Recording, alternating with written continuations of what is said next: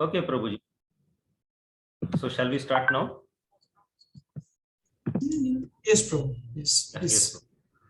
So, now I just remembered. I was supposed to send you that chart, which we discussed last time. I remembered only now. Oh, okay. No problem, Prabhu. Okay. So, should I display it now or send it to you now, or? Yeah, you can send me later, or you can display for time being if you want. Okay. Anyway, so what I will do is I'll just do a small recap of what we did last time, and then as part of the recap, I will also display this chart. Yes, Prabhu. Yeah. Okay. So last time we were discussing about which doshas are predominant in which parts of the day, and how we can take maximum advantage of the daily dosha cycles. তো গত ক্লাসে আমরা আলোচনা করছিলাম দিনের কোন সময়ে কোন দোষের প্রাধান্য থাকে এবং কিভাবে আমরা সেখান থেকে সুবিধা গ্রহণ করতে পারি। So and we also discussed how our acharyas have designed our daily devotional routine in such a way that we can take advantage of the positive qualities of all those doshas. এবং পূর্ববর্তী আচার্যরা আমাদের পারমার্থিক কার্যক্রমগুলো এমন ভাবে সাজিয়েছেন যাতে এই দোষের যে সমস্ত দোষগুলোর সঠিক উপযোগ করা যায়, ভালো সুফলগুলো যাতে গ্রহণ করা যায়। So then if we get up early morning during Brahma Muhurta time, so that is when Vata is predominant. So that Vata will make us feel very active and very enthusiastic for doing our morning sadhana. যদি ব্রহ্ম মুহূর্তে কেউ জেগে ওঠে, ওটা হচ্ছে বাতের সময়। তো এই বাতের আধিক্যের কারণে ওই সময়ে খুব কর্মঠ, খুব সক্রিয় এবং উৎসাহী দেখা যায়। Then later on, after 6 in the morning, when kapha starts, then kapha is responsible for giving us good memory.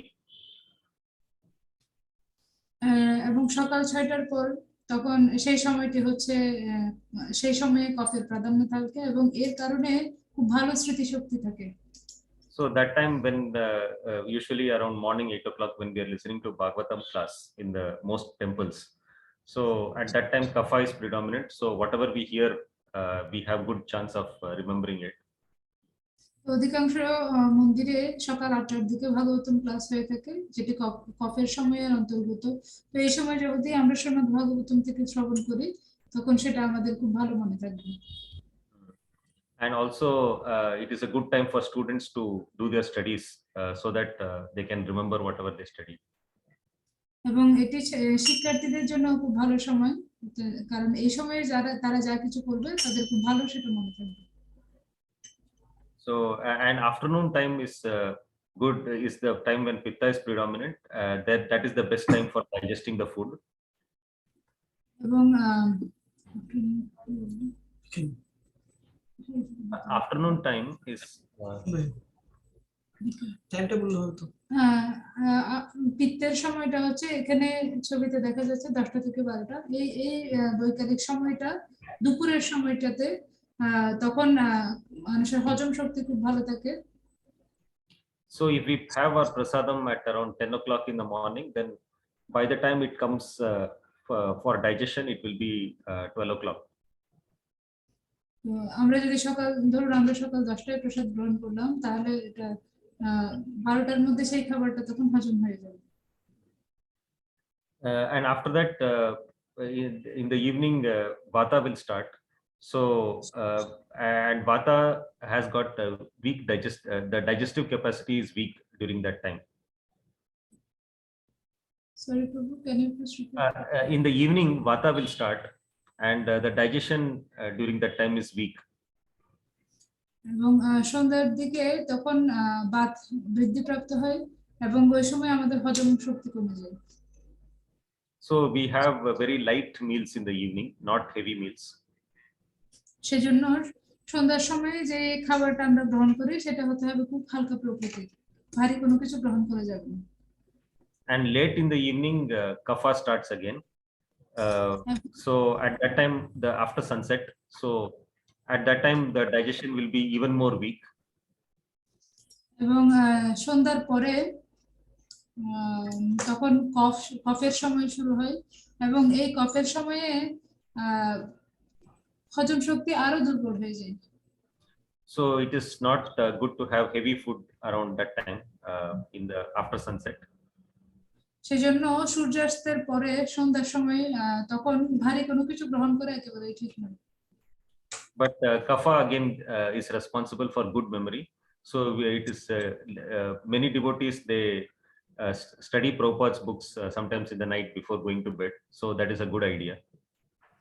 তো এবং কফের সময় এই স্মৃতিশক্তি খুব প্রকট থাকে, সেই জন্য অনেক ভক্তরা এই সন্ধ্যার পরে বা ঘুমাতে যাওয়ার আগে প্রভুপাদের গ্রন্থগুলো অধ্যয়ন করে থাকে। তো এটা খুব ভালো একটি ধারণা। And kapha is also responsible for giving us sleep. So we should sleep during that time before 10 o'clock in the night when kapha is still active. এবং কফ ঘুমের জন্য ভালো, সেই জন্য আমাদের রাত্রি 10টার আগে ঘুমিয়ে পড়া উচিত, তাতে ভালো ঘুম হয়। So in the midnight again pitta is very active and pitta will do the detoxification. এবং মধ্যরাত্রিতে পিত্ত আবার বেড়ে যায় এবং সেটা তখন আমাদের শরীরের বিষ নির্গমনের কাজ করে। So it will remove all the toxins from the body and then send those toxins to be to the and all the toxins will get collected in our intestines and kidney so that we can pass it out through the urine and stool in the morning. এবং ওই সময়ে আমাদের শরীরের সমস্ত বর্জ্য পদার্থগুলো সেগুলো আমাদের অন্ত্রের ক্ষুদ্রান্ত বৃহদান্ত এবং কিডনিতে গিয়ে জমা হয় এবং সকালবেলা মূত্র এবং মল আকারে শরীর থেকে বের হয়ে যায়। So night time is actually a very good time for detoxifying and healing the body. সেজন্য রাত্রের সময়টা শরীরের বর্জ্য বা বিষ থেকে মুক্ত হওয়া এবং detoxification and what, Prabhu? And for healing the body.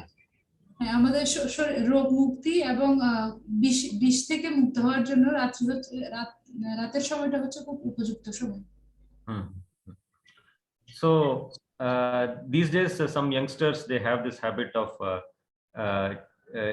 chatting with their WhatsApp in the late night or checking their Facebook in the night.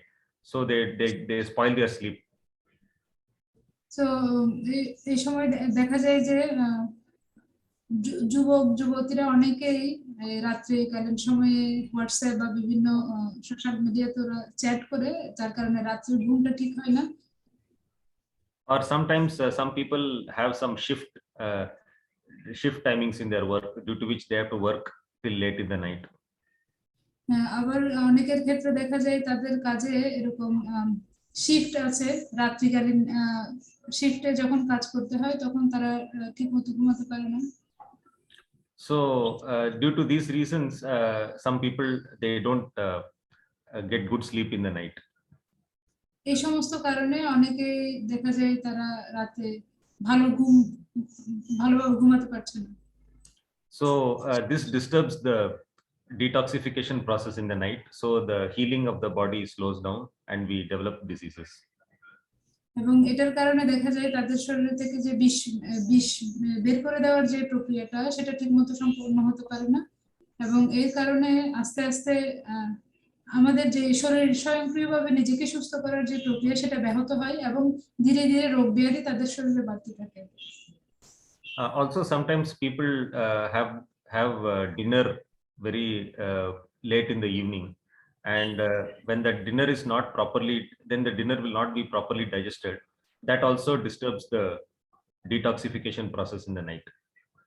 অনেক সময় দেখা যায় অনেকে রাতের যে খাবার সেটা অনেকে খুব দেরিতে গ্রহণ করে রাত্রেবেলা এবং তখন তাদের সেই খাবারটা ঠিকমতো হজম হয় না এবং এখান থেকে বিভিন্ন সমস্যা শুরু হয়, রোগের সূচনা হয়।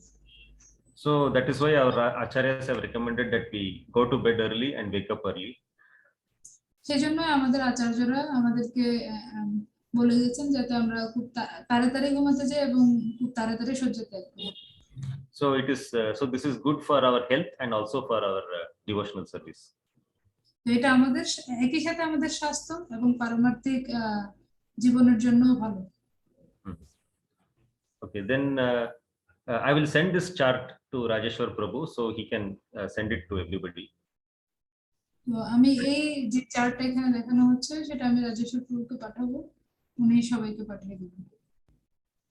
And one more thing we discussed last time is that the different doshas are predominant during different parts of our life. গত ক্লাসে আমি আরেকটা বিষয় আলোচনা করেছিলাম যে আমাদের জীবনের বিভিন্ন পর্যায়ে বিভিন্ন দোষের আধিক্য থাকে, প্রাধান্য থাকে। So during childhood, generally kapha is predominant. সাধারণত শৈশবে কফের প্রাধান্য থাকে। Then during youth and middle age, pitta is predominant. এবং যৌবনে এবং মধ্য বয়সে পিত্তের আধিক্য থাকে। And during old age, generally vata is predominant. এবং বৃদ্ধ বয়সে বাতের আধিক্য দেখা যায়। So during young age, during childhood, generally because kapha is predominant, we very often see that children will have that running nose. Lot of mucus will be coming out of the nose. তো যেহেতু শৈশবে কফের আধিক্য থাকে সেজন্য আমরা দেখতে পাই যে অনেক অনেক বাচ্চাদের এরকম নাক থেকে সর্দি ঝরতে থাকে। So then this is the excess kapha actually coming out of their nose. এটা হচ্ছে শরীরের অতিরিক্ত পরিমাণ কফ নাক দিয়ে বের হয়ে আসে। And also we see sometimes excess saliva coming out of their mouth, so that is also kapha. অনেক সময় দেখা যায় তাদের মুখ থেকে অতিরিক্ত থুতু বের হচ্ছে, এটাও কফের কারণে হয়ে থাকে। And children also have good memory because kapha gives good memory. এবং আমরা দেখি বাচ্চাদের খুব ভালো স্মরণ শক্তি থাকে, এটা কারণ কফের কারণে খুব ভালো স্মৃতি শক্তি থাকে। So that is the reason childhood is the best time for education. এই কারণে শৈশব হচ্ছে শিক্ষার সবচেয়ে ভালো সময়। So most of us go to schools and colleges up to 20 years of age at least. সেজন্য আমরা অধিকাংশ লোকই সর্বোচ্চ 20 বছর পর্যন্ত স্কুল কলেজ বা শিক্ষা প্রতিষ্ঠানে যাই। And generally in the Vedic days, in the earlier days, people used to attend Gurukul during their childhood. এবং বৈদিক সমাজ ব্যবস্থায় বৈদিক যুগে তখন তারা তাদের শৈশবে গুরুকুলে যেত।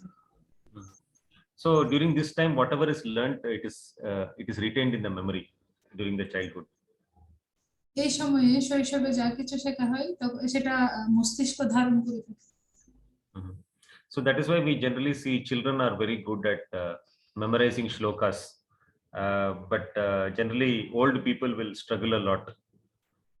সেজন্য স্বাভাবিকভাবে আমরা দেখতে পাই যে ছোট বাচ্চারা খুব দ্রুত সুন্দরভাবে শ্লোক শিখে ফেলছে, যেখানে বয়স্ক ব্যক্তিদেরকে সেটার জন্য অনেক পরিশ্রম করতে হয়। So then generally during youth time, the influence of pitta will start. এবং দেখা যায় যৌবনে পিত্তের প্রভাব আস্তে আস্তে প্রকাশিত হয়। And during this time there will be some hormonal changes in the body. এবং এই সময়ে শরীরে কিছু হরমোন জনিত পরিবর্তনও দেখা যায়। So that is the reason sometimes this lusty desires will come during the youth time, and then we may get attracted to the opposite gender. সেজন্যই দেখা যায় হরমোন জনিত পরিবর্তনের কারণে এই সময়ে So that is because এর মধ্যে কাম প্রবণতা দেখা যায় এবং বিপরীত লিঙ্গের প্রতি আকর্ষিত হতে দেখা যায়। So that feeling actually comes because of pitta. এবং এই ধরনের প্রবণতা আসে পিত্তের কারণে। And also sometimes youngsters will develop pimples in the skin. That is also because of pitta. এবং ওই সময়ে যখন অনেকের মুখে এরকম বিভিন্ন পিম্পলস, ব্রণ আমরা যেটাকে বলি ব্রণ দেখা যায়, এটাও পিত্তের কারণে হয়ে থাকে। And also youngsters get angry very easily. in the youth people. So that is also because of pitta. এবং তাদেরকে খুব সহজেই ক্রোধান্বিত হতে দেখা যায়, এটাও পিত্তের ফলে হয়ে থাকে। And then as we cross middle age and then people grow older, then gradually the influence of vata will increase. এবং যখন আমরা এই মধ্য বয়সটা অতিক্রম করে যাই, যতই বয়স বৃদ্ধি হতে থাকে তত বাতের প্রভাব বাড়তে শুরু করে। So that is the reason old people, they will always develop problems like Parkinson's disease or arthritis. এই কারণে বৃদ্ধ বয়সে অধিকাংশ মানুষজনকে পার্কিনসন বা আর্থ্রাইটিস রোগে ভুগতে দেখা যায়। So in Parkinson's disease, the hand will be shaking like this. Parkinson রোগটাতে এরকম হাত বা শরীরের বিভিন্ন অঙ্গ প্রত্যঙ্গ কাঁপতে দেখা যায়। Or they will develop joint pains because of arthritis. অথবা আর্থ্রাইটিসের কারণে বিভিন্ন সন্ধিতে ব্যথা হয়। And also they grow, there will be wrinkles in the skin, because that is also because of vata. এবং তাদের চামড়ায় ভাঁজ পড়তে দেখা যায়, এটাও বাতের কারণে হয়ে থাকে। So just to give an example, when you pluck out a leaf from a tree and then the leaf gradually dries up, then the leaf will develop wrinkles and it will shrink. উদাহরণস্বরূপ যদি আমরা গাছ থেকে একটা পাতা ছিঁড়ে আলাদা করে ফেলি, তাহলে সেই পাতাটা আস্তে আস্তে শুকিয়ে যায়, ভাঁজ হয়ে, এবং সেটা কুঁকড়ে যেতে থাকে। So similarly in old age, because of vata, the body gradually becomes dry and it starts shrinking and develops wrinkles. সেজন্য বৃদ্ধ অবস্থায় বাতের প্রভাবে শরীরে বিভিন্ন চামড়া কুঁচকে যায় এবং ভাঁজ দেখা যায়, আস্তে আস্তে শরীরটা শুকিয়ে আসে। And that is why old people, they find it difficult to remember and difficult to focus on anything, because vata generally makes it difficult to vata gives very poor memory. এই সময় সেই জন্য বয়স্ক মানুষদের মধ্যে দুর্বল স্মৃতিশক্তি দেখা যায়, বা তারা খুব কম কোনো বিষয়ে সহজে মনোযোগী হতে পারে না, এগুলো বাতের প্রভাবে হয়ে থাকে। So now these days, lot of people, they don't want to grow old. They want to delay old age by applying hair dye or putting some makeup in the face, like that. Applying some makeup in the face or applying some dye to the hair because the hair becomes gray, no? So like people are trying to look young these days. They by avoiding wrinkles and by avoiding gray hair and all. তো বর্তমান যুগে সেজন্য আমরা দেখতে পাই অনেক মানুষ তারা বৃদ্ধ হতে চায় না, অথবা তারা দেরিতে বৃদ্ধ হতে চায়, সেজন্য তারা বিভিন্ন ধরনের মেকআপ গ্রহণ করে, তারা চুলে রং লেপন করে। So they are trying to look young actually, and trying to delay old age. যদিও তারা নিজেদেরকে যুবক বা যুবতী দেখানোর চেষ্টা করছে, বা বৃদ্ধ অবস্থাকে ঠেকানোর চেষ্টা করছে। So the secret behind this is that they should somehow reduce the vata, control the vata, the increase of vata in the body. কিন্তু তার রহস্যটা হচ্ছে, যদি তারা এটা করতে চায় তাহলে তাদেরকে তাদের শরীরে বাত বৃদ্ধিটাকে কোনোভাবে থামাতে হবে, বাতকে বাড়তে দেওয়া যাবে না শরীরে। So if we can reduce the vata and increase the kapha in the body, then we will look a little younger than our age. যদি আমরা আমাদের শরীরে বাত বৃদ্ধিকে থামাতে পারি এবং শরীরে কফকে বাড়তি রাখতে পারি, তাহলে আমরা নিশ্চিতভাবে আমাদের বয়সের থেকে একটু কম বৃদ্ধ দেখাবো। So for example, generally Western people from Western countries, so Europe and America, they will look younger than people from Asia, that is India or Eastern countries.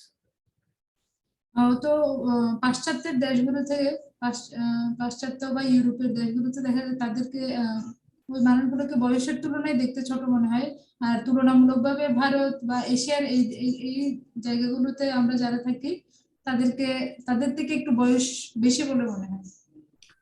So that is because they have more kapha and less vata in their body, the Westerners.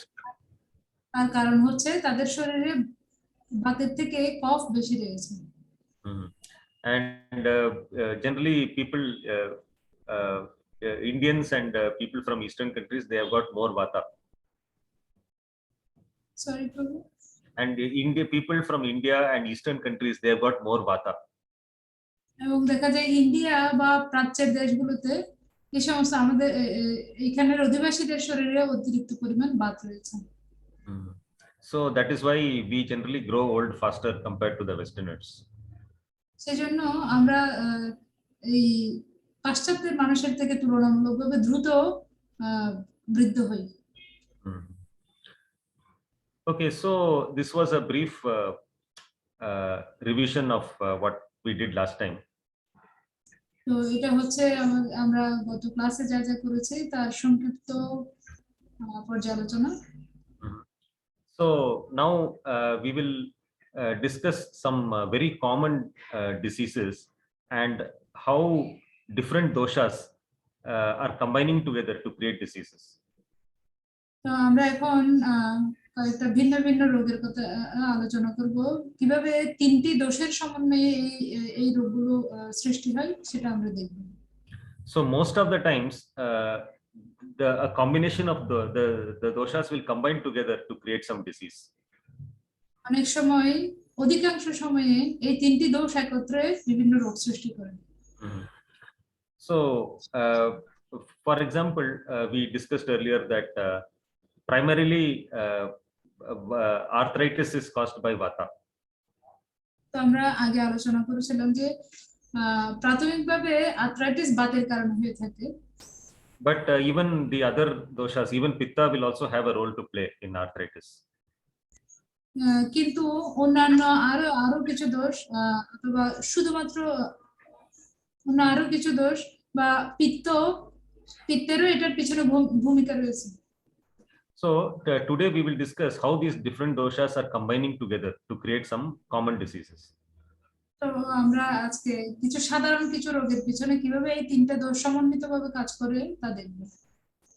So one very common disease we all get is common cold and cough.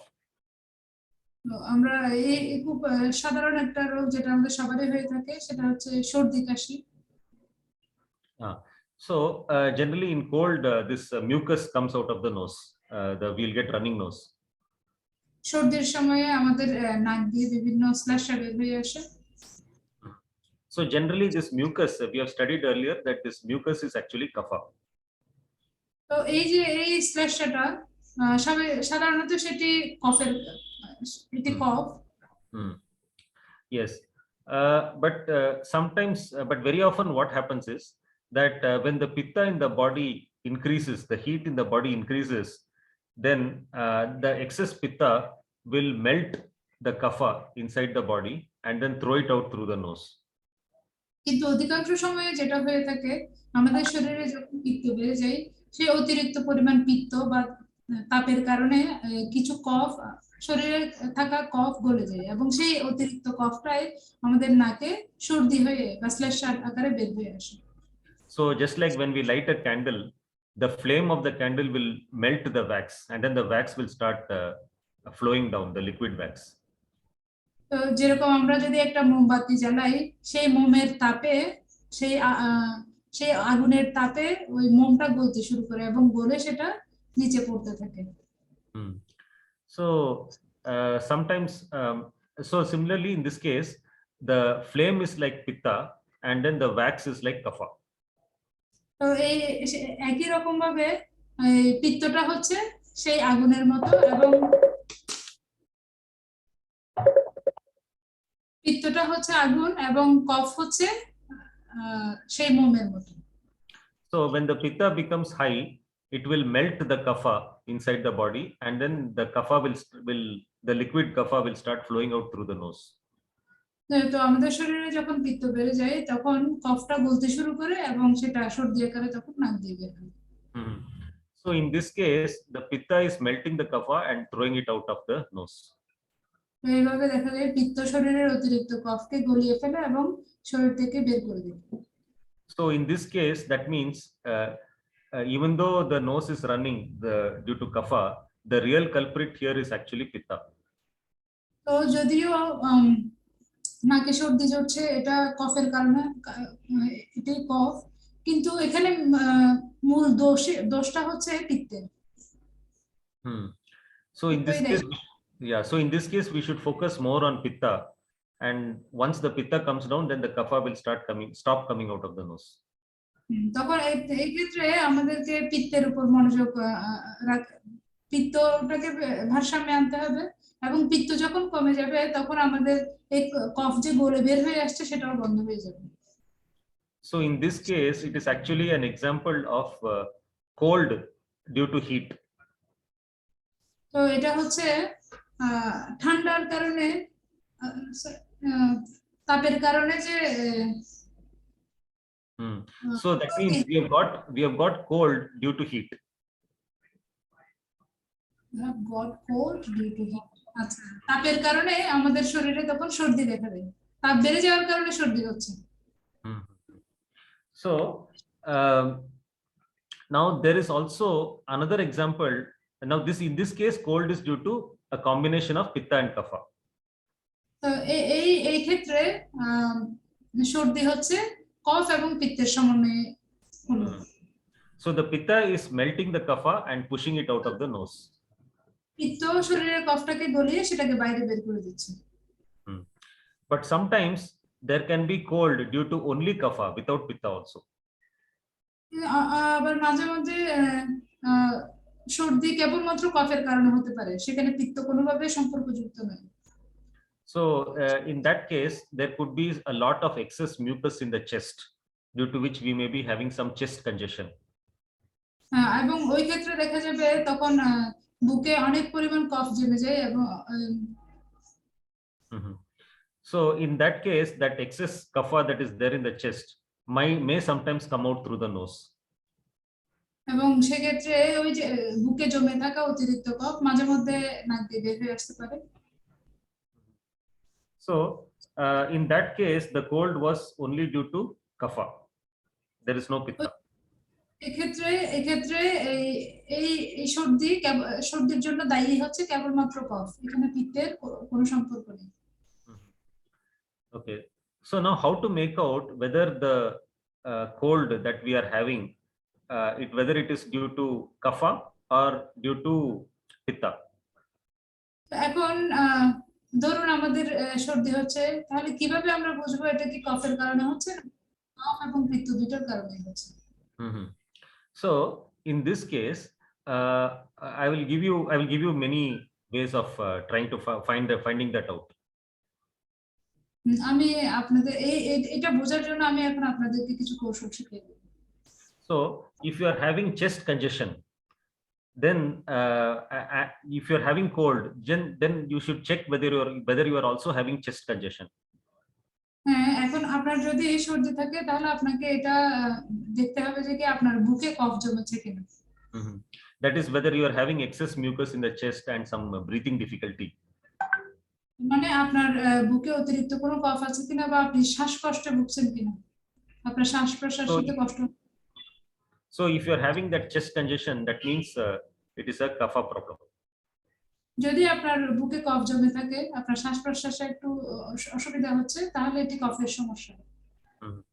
Also, you have the mucus that is coming out of the nose. You have to see whether it is very thin or whether it is thick. আবার আপনার যে সর্দি আপনার নাক দিয়ে বের হয়ে আসছে, আপনাকে ওটা পরীক্ষা করে দেখতে হবে এটা কি খুব পাতলা ধরনের নাকি খুব গাঢ়। So if the mucus is very watery, almost like water coming out of the nose, then that means pitta is very high. Because pitta is so high that it is melting the kapha and making it into water. যদি আপনার সর্দিটা খুব একদম পানির মতো দেখতে, অনেকটা পানির মতো দেখতে এরকম যদি হয়, তখন বুঝতে হবে সেটা পিত্ত প্রবলেম, কারণ পিত্ত ওই কফকে গলিয়ে গলাতে সেটা প্রায় পানির মতো করে ফেলছে। And in this case, as we recover gradually from the cold, the mucus will become thicker and thicker, and then it will stop. এবং এই ক্ষেত্রে দেখা যাবে যতই আপনার সর্দি ভালোর দিকে যাবে, ততই সেই শ্লেষ্মাটা গাঢ় হতে থাকবে, ঘন হতে থাকবে। So also we have to see whether we are getting any sneezing. এবং আমাদেরকে এটাও দেখতে হবে যে কি আমাদের একই সাথে হাঁচি আছে কিনা। So if you are getting sneezing, that is the lining of the nose is getting irritated. যদি আমাদের হাঁচি থাকে তার মানে আমাদের নাকের এখানে ভিতরে একটু সুরসুরের মতো হচ্ছে। So if we are getting sneezing, then that means it is pitta. যদি আমাদের হাঁচি থাকে তার মানে এটা পিত্তের সমস্যা। Because the excess heat in the body, when it is trying to come out through the skin of the nose, then there will be an irritation there and we will sneeze. যখন আমাদের শরীরের অতিরিক্ত তাপ সেটা যখন নাক দিয়ে বের হয়ে আসে তখন এই নাকের গর্তের ভিতর চামড়াতে যখন সেটা স্পর্শ হয় তখন এক ধরনের সুরসুরি অনুভব হয় এবং আমাদের হাঁচি আসে। And also if there is some yellow color in the mucus is very yellow or reddish, then also it means it is a pitta problem. এবং আপনার যেই স্ল্যাশটা বের হয়ে আসছে সেটা যদি হলুদ প্রকৃতির, হলুদাভ অথবা লালাভ হয়, লাল বর্ণের হয়, তাহলে বুঝতে হবে সেটা পিত্তের সমস্যা। So because we have discussed earlier that any redness or yellowness, excess redness or yellowness anywhere in the body is pitta. যেরকম আমরা পূর্বে আলোচনা করেছিলাম যে শরীরের যে কোনো অঙ্গ প্রত্যঙ্গে হলুদ অথবা লাল রঙের কোনো সংক্রমণ হওয়া এটা পিত্তের কারণে হয়ে থাকে। Similarly, when we are coughing, in the mucus that is coming out, if that mucus is either yellow or green or red, then that also means that it is pitta problem. এবং আমরা কফের সময়, কাশির সময় যদি কোনো কফ বের হয়ে আসে সেটা যদি হলুদ, সবুজ অথবা লাল বর্ণের হয়ে থাকে তাহলে বুঝতে হবে পিত্তের আধিক্যের কারণে এই সমস্যা হচ্ছে। And the irritation that happens in the throat when we are coughing, that irritation is because of heat in the throat, that is pitta. এবং অনেক সময় গলায় সুরসুরি হয় এবং সেই কারণে যে কাশি হয় সেই ইরিটেশনটা, সেই সুরসুরি বা বিরক্তিকর অবস্থাটাও পিত্তের আধিক্যের কারণে হয়ে থাকে। Yes. So and sometimes the throat will feel very stuffy because there is too much of mucus in the throat. Stuffy means congestion problem? Yeah, some throat congestion. Yes, because too much of mucus in the throat. অনেক সময় দেখা যায় গলায় অনেক বেশি কফ জমে গেলে তখন সেখানে কিছুটা ধরে আসে। So if there is too much of mucus in the throat, that means kapha is also creating some problem. যদি গলায় খুব বেশি কফ জমে যায় তাহলে বুঝতে হবে এটা এখানে কফের আধিক্যের কারণে সমস্যা হচ্ছে। So in most of these cases, it will usually be a combination of pitta and kapha. তো এই ক্ষেত্রে অধিকাংশ সময় দেখা যায় এটা হচ্ছে কফ এবং পিত্তের সংমিশ্রণে হয়ে থাকে। But we have to see which one is more predominant and focus on that. কিন্তু আমাদেরকে দেখতে হবে কোনটার আধিক্য সবচেয়ে বেশি এবং ওটার প্রতি আমাদেরকে মনোযোগী হতে হবে।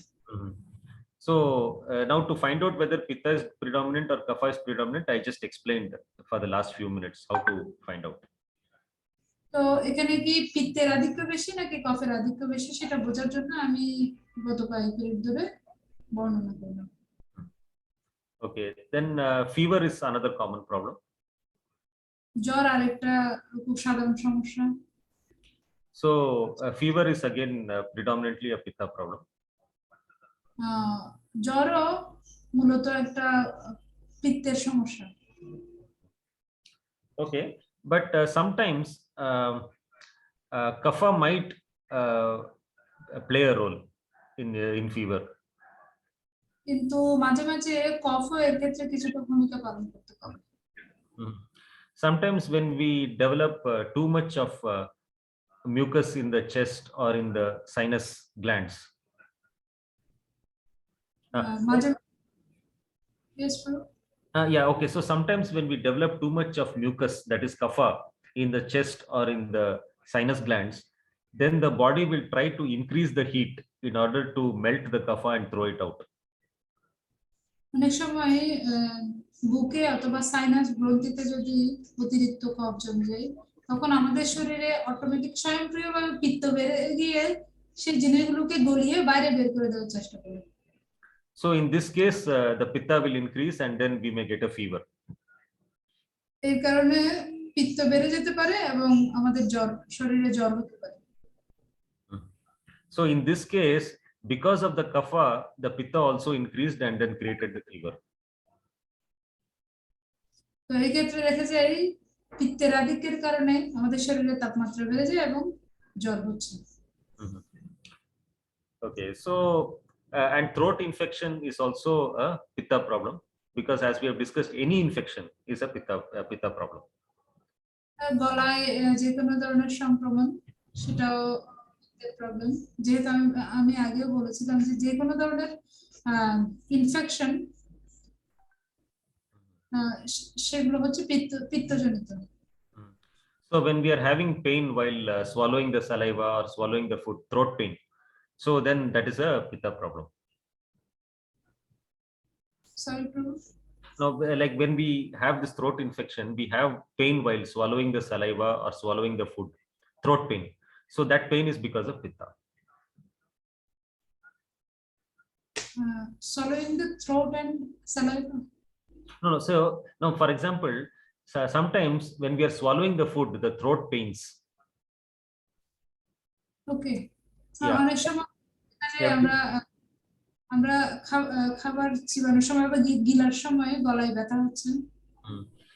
Because when the throat infection is very severe, even when you swallow your own saliva, the throat will pain. অনেক সময় দেখা যায় গলায় এত বেশি ব্যথা হয়ে গেছে আপনি আপনার থুতু বা ঢোক গিলতে গেলেও সমস্যা হচ্ছে।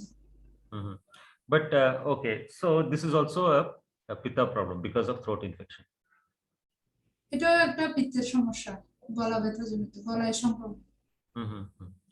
But see, actually the root cause behind all these problems, all these different problems, is because there are because of toxins in the digestive system. যে বিভিন্ন দোষের কারণে শরীরের বিভিন্ন জায়গায় সমস্যা, এগুলোর মূল কারণ হলো বদহজম বা ঠিকমতো হজম না হওয়া। শরীরে জমে থাকা টক্সিন, বিষ। So because the toxins become high, then the pitta will increase in order to burn the toxins. তো যদি শরীরে বিষ জমে থাকে বা বিষের পরিমাণ বেড়ে যায়, তখন আমাদের শরীরে পিত্ত স্বাভাবিকভাবে বেড়ে যায় সেই বিষটাকে গলানোর জন্য বা বাইরে বের করে দেওয়ার জন্য। And sometimes the toxins will mix with the mucus in the body, and then the mucus that comes out of our nose or while coughing, that mucus will also contain toxins. অনেক সময়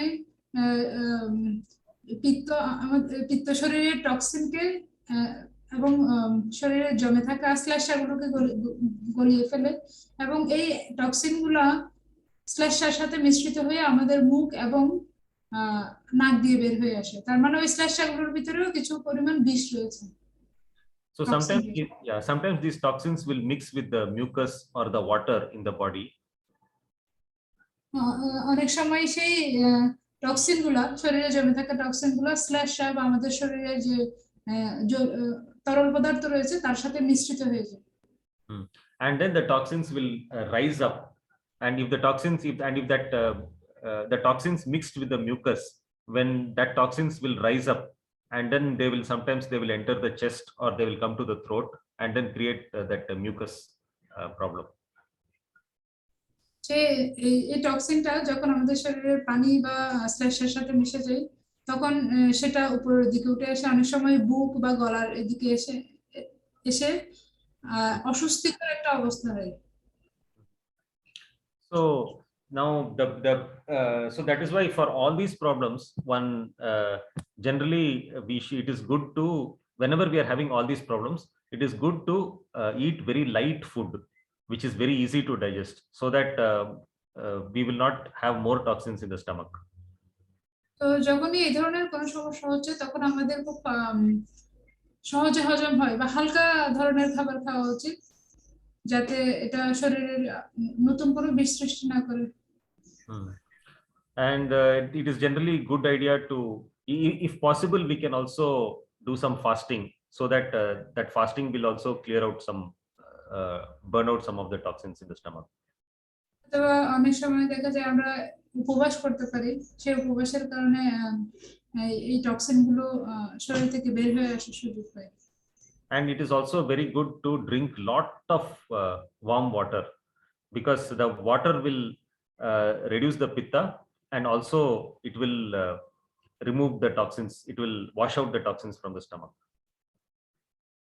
এবং আরেকটি কাজ করা যায়, অতিরিক্ত পরিমাণ কুসুম গরম জল গ্রহণ করা।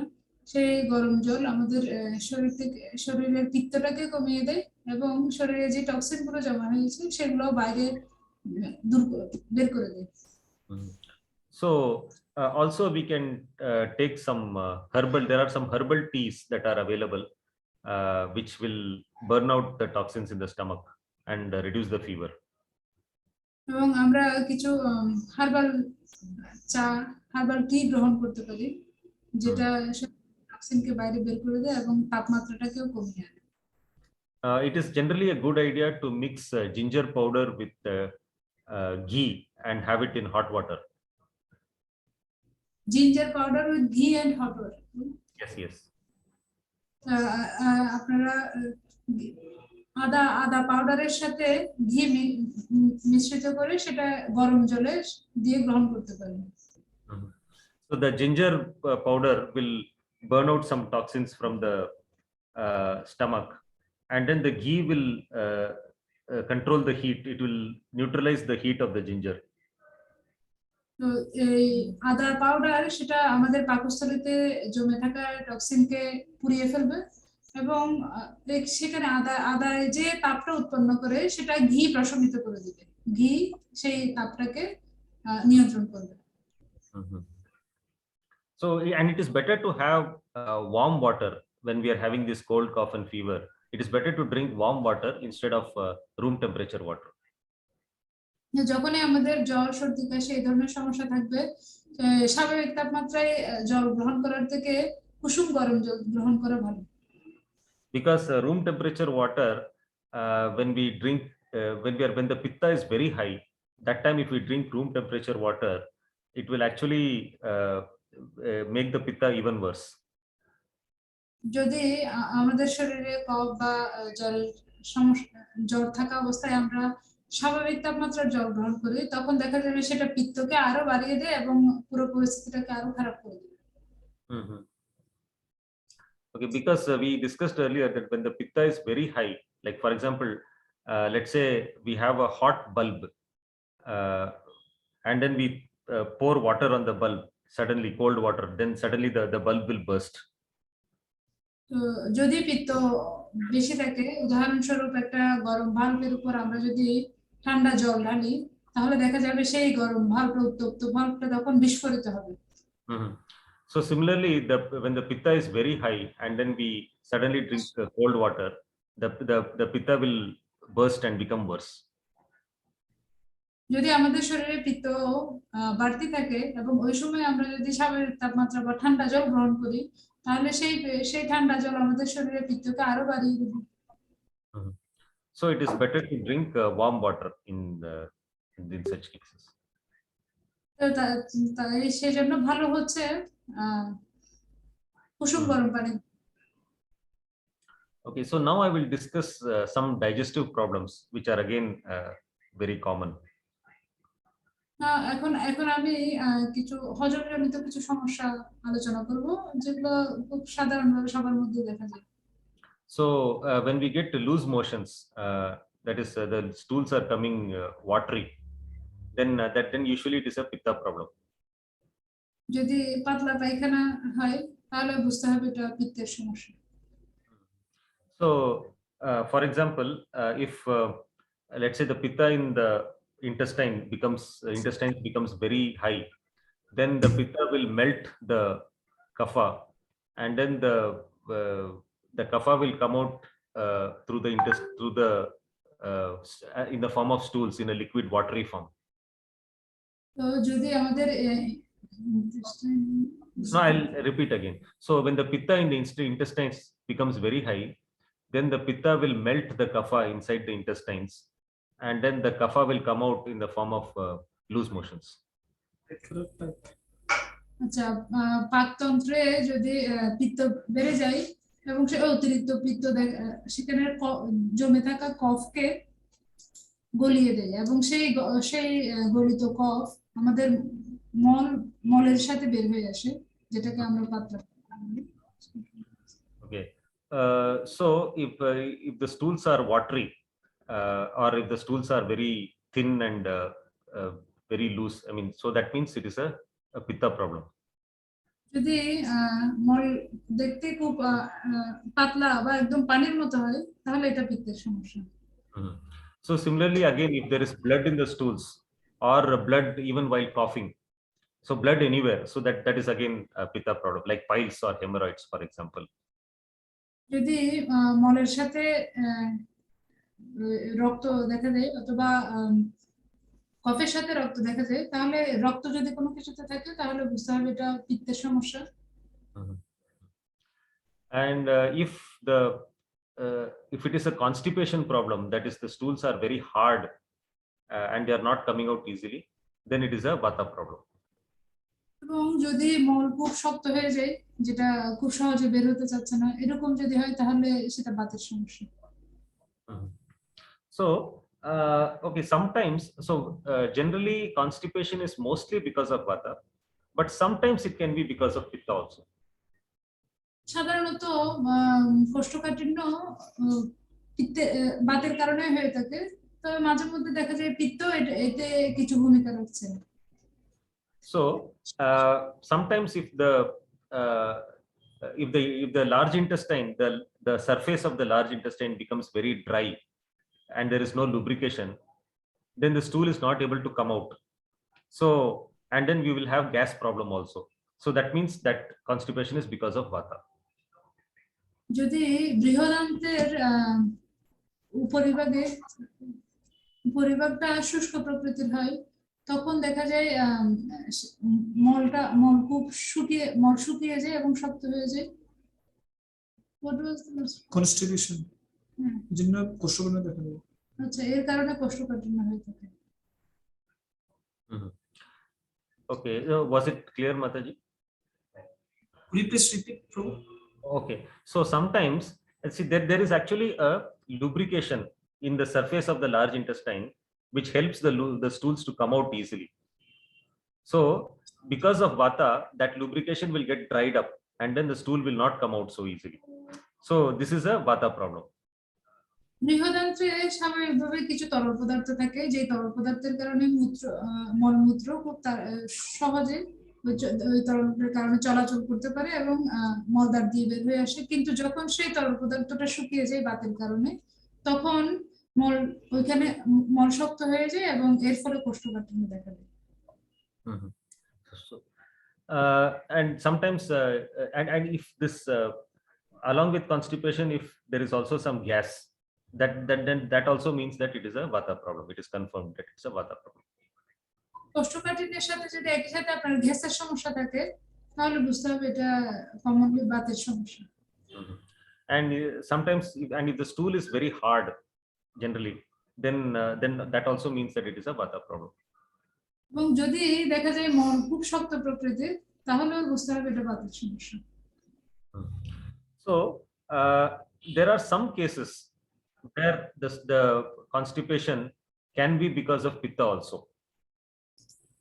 তবে কিছু ক্ষেত্রে কনস্টিপেশন পিত্তের কারণেও হয়ে থাকতে পারে। Sometimes when the pitta is very high, the body will get dehydrated and there will be less water in the body. যদি পিত্ত খুব মাত্রায় বেড়ে যায়, তখন শরীরের এই অতিরিক্ত তাপমাত্রা সবকিছুকে শুকিয়ে দেয় বা অতিরিক্ত শরীরটা পানি শূন্য হয়ে যায় এবং মল তখন শক্ত হয়ে যায়। So in this case, because there is less water in the body, the stool is not able to come out. এবং যেহেতু শরীরে পানি কম রয়েছে, সেজন্য মলগুলো ঠিকমতো চলাচল করতে পারে না এবং বাইরে বের হয়ে আসতে পারে। So in this case, if we just drink more water, the stool will quickly come out. এবং এই ক্ষেত্রে যদি আপনি শুধুমাত্র অতিরিক্ত জল পান করলেই মল বের হয়ে আসে। So this way, so if you drink water and the stool quickly comes out, that means it was predominantly a pitta problem. যদি আপনি জল খাওয়ার পরেই আপনার মল বের হয়, তার মানে বুঝতে হবে এটা আসলে পিত্তের সমস্যা। Okay, so actually now one important point I'm going to tell. Generally, when we go to some hospitals, they always do diagnosis. They will do some tests, some either blood test or some scan or something like that, a diagnostic test, and then try to tell us what is the problem. যখনই আমরা হাসপাতালে যাই তখন দেখা যায় তারা আমাদের রক্ত নিয়ে অথবা যে কোনো স্ক্যান করিয়ে তারা আমাদের রোগ নির্ণয় করার চেষ্টা করে। So in Ayurveda also, there is an Ayurvedic method of diagnosis. আয়ুর্বেদীয় প্রক্রিয়ায় রোগ নির্ণয়ের কিছু পদ্ধতি রয়েছে। So there are three methods of diagnosis in Ayurveda. আয়ুর্বেদে তিনটি উপায় রয়েছে রোগ নির্ণয়ের। One is darshana, that is observing. প্রথমটি হচ্ছে দর্শন, মানে শুধুমাত্র রোগীকে দেখার মাধ্যমে। And the second is sparsha, that is touching a person's pulse, nadi. দ্বিতীয়টি হচ্ছে স্পর্শ করা, কারো নাড়ি ধরে দেখা। And the third is prashna, that is asking questions to the person who is suffering, to the patient. এবং তৃতীয় উপায়টি হলো রোগী বা যিনি রোগীকে প্রশ্ন করার মাধ্যমে। So actually we will be discussing the first and the third, that is darshana and prashna. আমরা প্রথম এবং তৃতীয়টা আলোচনা করব, দর্শন এবং প্রশ্ন। Because sparsha is that checking the pulse, it is a very advanced topic, so we will not be discussing that sparsha now. So স্পর্শ মানে নাড়ি দেখা এটা খুব So actually today in the class, actually we discussed many methods of darshana and prashna already. তো স্পর্শের ব্যাপারটা এটা একটু খুব বেশি কঠিন হয়ে যাবে, সেজন্য এটা প্রভু আলোচনা করবেন না। আজকে দর্শন এবং প্রশ্নের ব্যাপারটা আলোচনা করবেন। So for example, darshana, I will give an example of darshana, that is observing. আমি দর্শনের একটা উদাহরণ দিচ্ছি। So in the darshana, for example, when we are observing that there is some blood in the stools or in the urine or in the cough, so that means it is a pitta problem. So this is darshana. We are seeing the stools or the urine, we are seeing blood somewhere. উদাহরণস্বরূপ যদি আপনি দেখেন যে আপনার কফ, মূত্র অথবা মলের সাথে রক্ত যাচ্ছে, তো আপনার এই পর্যবেক্ষণ থেকে আপনি বুঝতে পারবেন যে এটা একটা পিত্তের সমস্যা। এটাই হচ্ছে দর্শন প্রক্রিয়া। Okay, so now these same things, so when we see it in ourselves, then okay, it is darshana. And then when we are meeting some other, when we are trying to diagnose for some other person, then we ask him all these questions. Is there blood in the urine or is there blood in the stools? So that is prashna. We are asking questions to the other person. যদি আমাদের নিজেদের ক্ষেত্রে আমরা নিজেরা এগুলো দেখার মাধ্যমে সিদ্ধান্তে আসি, তখন সেটা দর্শন প্রক্রিয়া। কিন্তু যদি অন্য কারো ক্ষেত্রে হয়, তখন আমরা তাদেরকে প্রশ্ন করার মাধ্যমে যে মলের মধ্যে মল বা মূত্রে কি আপনি কোনো রক্ত দেখতে পাচ্ছেন কিনা, যদি প্রশ্ন করার আমরা জানার চেষ্টা করি, সেটা হচ্ছে 3 নাম্বার পদ্ধতি, প্রশ্ন।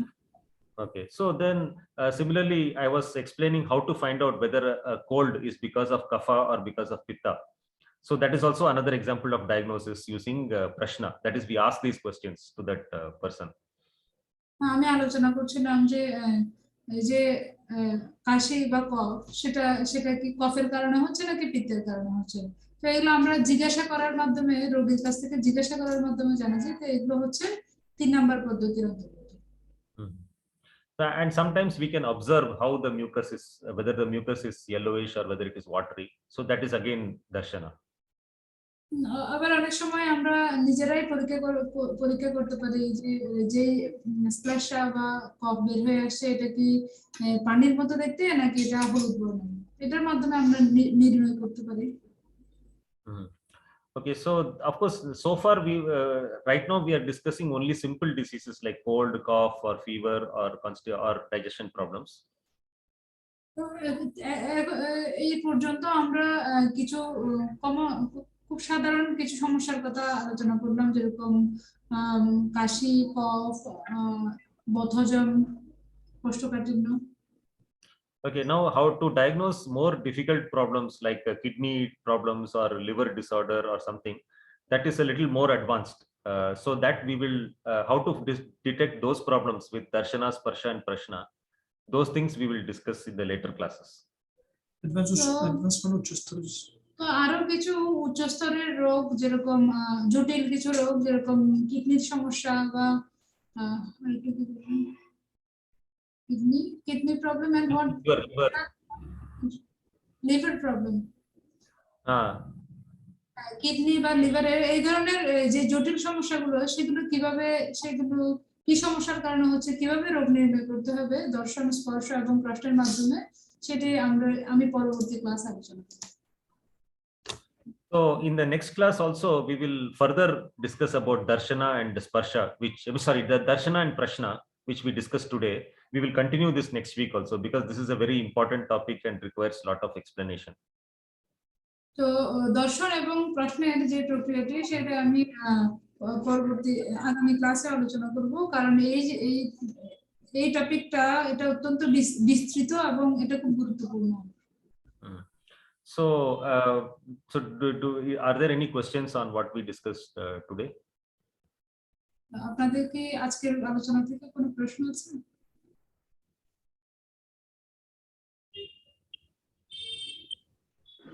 Hare Krishna. Hare Krishna, Prabhu. Jai Jai Vrajendranandan Prabhu ki Jai. Chinmayadam Prabhu ki Jai. How are you, Prabhu?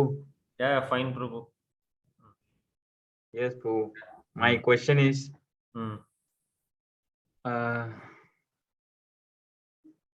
yes, sir. Ready? একদম চুপচাপ কেন?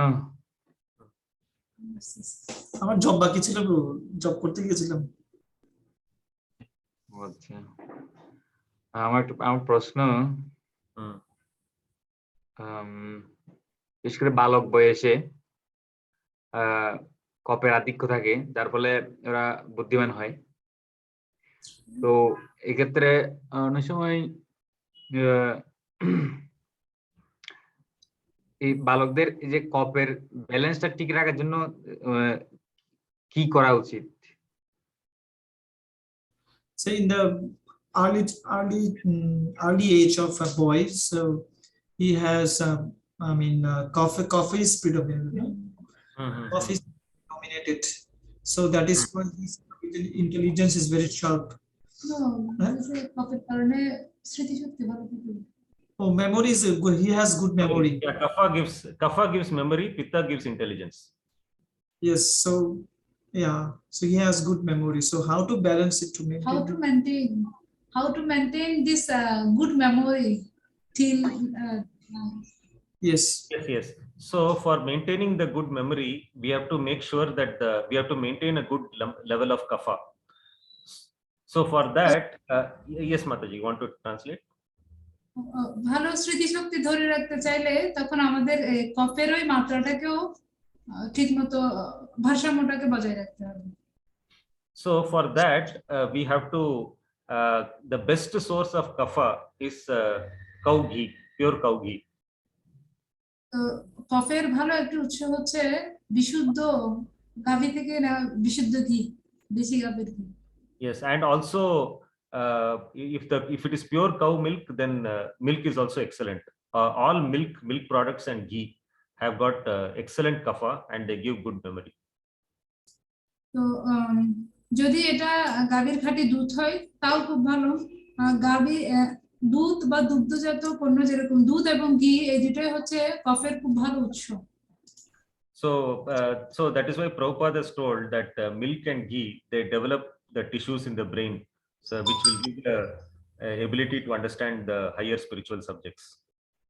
এজন্যই শ্রীল প্রভুপাদ বলেছেন গাভীর দুধ এবং ঘি সেগুলো আমাদের মস্তিষ্কের ব্রেন টিস্যুগুলোকে সমৃদ্ধ করে এবং আমাদের ভালো স্মৃতিশক্তি দেয়, যার মাধ্যমে আমরা শাস্ত্রের জ্ঞানগুলোকে ভালোভাবে হৃদয়ঙ্গম করতে পারি।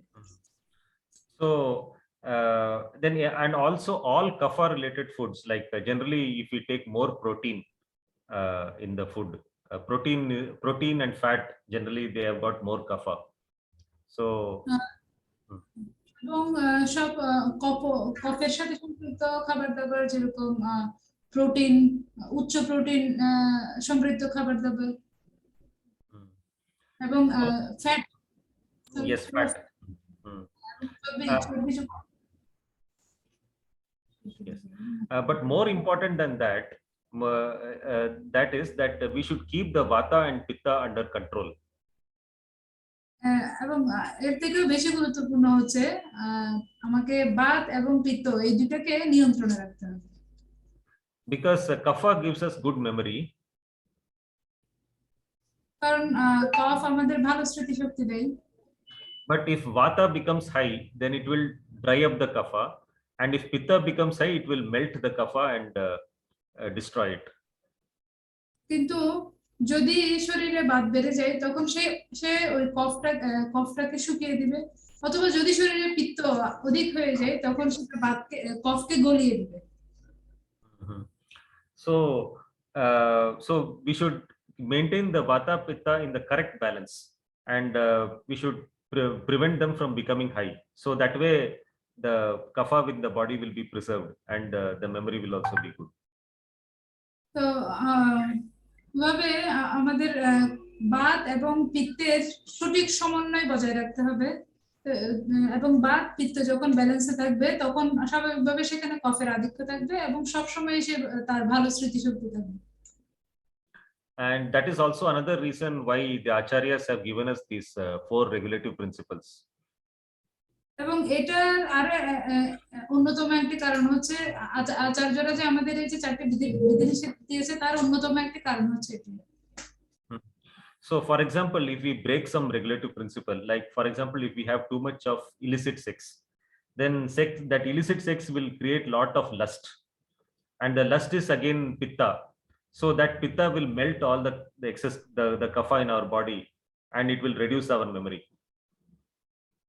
যেমন অবৈধ যৌন সঙ্গ, কেউ যদি অবৈধ যৌন সঙ্গে লিপ্ত হয় তখন সেটি তার শরীরে পিত্তকে বাড়িয়ে দিবে, এবং সেই পিত্তের কারণে তার শরীরের যে কফ আছে সেটা গলে তার স্মৃতিশক্তি আস্তে আস্তে কমতে থাকবে এবং তার শরীরে তার কাম প্রবণতা বাড়তে থাকবে।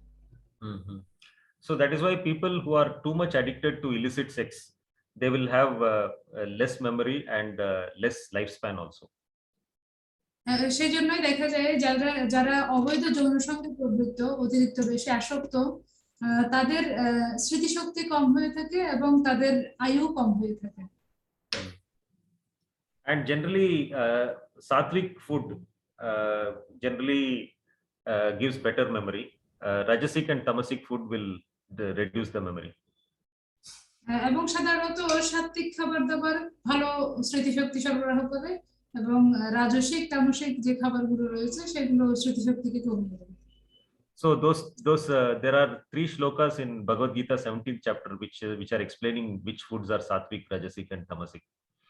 শ্রীমদ্ ভগবদ গীতার 7দশ অধ্যায়ে 3টি শ্লোকে ভগবান বর্ণনা করেছেন কোন কোন ধরনের খাবার সাত্বিক, রাজসিক এবং তামসিক। And also according to Bhagavad Gita, foods that are too dry, too much of dry food also is in rajasic. এবং ভগবদ গীতা অনুসারে অতিরিক্ত শুষ্ক খাবার এগুলো রাজসিক খাবারের অন্তর্গত। So for example, if we take too much of pizza, that is very dry, so that also is rajasic. যদি আমরা খুব বেশি পিৎজা গ্রহণ করি, পিৎজা প্রসাদ, তাহলে সেটা যেহেতু সেটা খুব বেশি শুষ্ক তাহলে সেটা রাজসিক খাবার। And that pizza is very dry and it will increase vata. Pizza খুব শুষ্ক প্রকৃতির এবং সেটা শরীরে বাত বৃদ্ধি করে। And then it will also dry up the kapha inside the body, and over a period of time the memory will also reduce. এবং এই খাবার পিৎজা তখন আমাদের শরীরে যে কফ আছে, যেহেতু পিৎজার মধ্যে বাত বেশি রয়েছে, পিৎজা শরীরের কফটাকে শুকিয়ে দেয় এবং এর কারণে দেখা যায় শরীরের শুষ্কতা বাড়ে এবং আমাদের স্মৃতিশক্তিকে কমিয়ে দেয়, শুষ্ক করে দেয়। So generally for Western people from Europe or America, generally they eat lot of pizza and bread, and their body will tolerate that because they have lot of kapha in their body. পাশ্চাত্য দেশগুলোর মানুষদেরকে দেখা যায় তারা খুব বেশি pizza বা রুটি জাতীয় এই সমস্ত শুষ্ক খাবারগুলো গ্রহণ করে, কিন্তু তারা এটা অ্যাডজাস্ট করে নেয় কারণ তাদের শরীরে অতিরিক্ত পরিমাণ কফ রয়েছে। But we need, for us generally we have more vata compared to Westerners. So if we eat too much of buns and bread and pizza and too much of dry food, our body will not be able to tolerate that much. যেহেতু তুলনামূলকভাবে আমাদের শরীরে বেশি বাত রয়েছে, তো আমরা যদি ওদের মতো তাদের মতো রুটি, বন, পিৎজা বা এই ধরনের শুষ্ক জাতীয় খাবারগুলো গ্রহণ করি, তাহলে সেটা আমাদের শরীরে বাতকে বাড়িয়ে দেবে এবং পুরো শরীরকে শুষ্ক করে দেবে। So if we just control the level of vata and pitta and maintain some higher kapha, more kapha, then the memory will be better. তো আমরা যদি কেবলমাত্র বাত এবং পিত্তকে নিয়ন্ত্রণে রাখি এবং এই কফ সমৃদ্ধ খাবার দাবার বা কফকে আমরা মেনটেন করে বজায় রাখার চেষ্টা করি, তাহলে সবসময় ভালো স্মৃতিশক্তি থাকবে। And it is very important to maintain that there is some kapha in the head. The head has got some fluids and some kapha which helps us in giving good memory. আমাদের মস্তিষ্কে কিছু কফ এবং কিছু তরল পদার্থ রয়েছে যেগুলো আমাদেরকে ভালো স্মৃতিশক্তি সরবরাহ করে। So it is important that we should keep the head cool so that the kapha in the head will be retained. তো আমাদের এটা নিশ্চিত করতে হবে যাতে আমাদের মাথা সবসময় ঠান্ডা থাকে, যাতে এই কফগুলো, যে ফ্লুইড এবং যে কফ রয়েছে সেটা যাতে সুরক্ষিত থাকে। So one very good method of keeping the head cool is applying oil, like coconut oil or brahmi amla oil on the head, or sesame oil, till oil on the head. তো এই মাথা ঠান্ডা রাখার একটা প্রক্রিয়া হচ্ছে মাথায় তেল দেওয়া, যেরকম নারকেল তেল, তিল তেল অথবা ব্রাহ্মী আমলকি দিয়ে তৈরি তেল মাথায় দেওয়া। So especially coconut oil is very good for keeping the head cool. বিশেষ করে নারকেল তেল মাথাকে ঠান্ডা রাখার জন্য খুব উপযোগী। So if you can get some pure cold pressed, pure organic coconut oil and apply it on the head regularly, then it will actually make the brain, make the memory and the brain more sharp. তো যদি আপনারা কোনোভাবে খাঁটি নারকেল তেল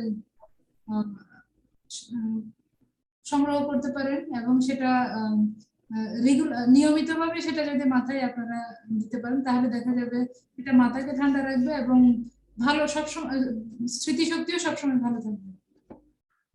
Otherwise, if pure coconut oil is not available there, then you can try brahmi amla hair oil in some shop or something, some good brand.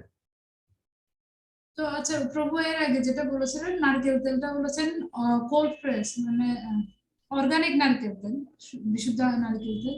তো যদি ওই নারকেল তেল পাওয়া না যায়, তাহলে আপনারা বিভিন্ন দোকানে ব্রাহ্মী আমলা তেল পাওয়া যায়, সেটা আপনারা ব্যবহার করতে পারেন। So also brahmi is one Ayurvedic herb which is excellent for the brain. এবং ব্রাহ্মী হচ্ছে আয়ুর্বেদের একটা ভেষজ উদ্ভিদ যেটা মস্তিষ্কের জন্য খুব উপকারী। So if you can get some good quality brahmi in some Ayurvedic shop there, then that will help in it will help the brain to function nicely and give good memory. তো যদি আপনারা কোনো আয়ুর্বেদিক দোকানে এই খুব ভালো মানের ব্রাহ্মী পান, তাহলে আপনারা সেই ব্রাহ্মী সংগ্রহ করতে পারেন। এটা আপনার স্মৃতিশক্তি ভালো রাখার জন্য খুব কাজ দেবে। And one more important thing, if we can apply the pure desi cow ghee to the nose, the nasal drops, so that goes to the brain and then gives good focus, concentration and memory. আরেকটি গুরুত্বপূর্ণ বিষয় হচ্ছে আপনারা যদি খাঁটি ঘি নাক দিয়ে নাকে যে নাসাল ড্রপ নাকে দেওয়া, নাক দিয়ে সেই ঘি মস্তিষ্কে গিয়ে পৌঁছাবে এবং মস্তিষ্কের এটাকে আর্দ্র রাখবে, মস্তিষ্ককে আর্দ্র রাখবে এবং সেটাতে ভালো স্মৃতিশক্তি পাবে। And that also improves our focus or concentration during chanting. এবং এটা আমাদের জপের সময় আমাদের মনোযোগিতা এবং স্থিরতা বৃদ্ধি করে।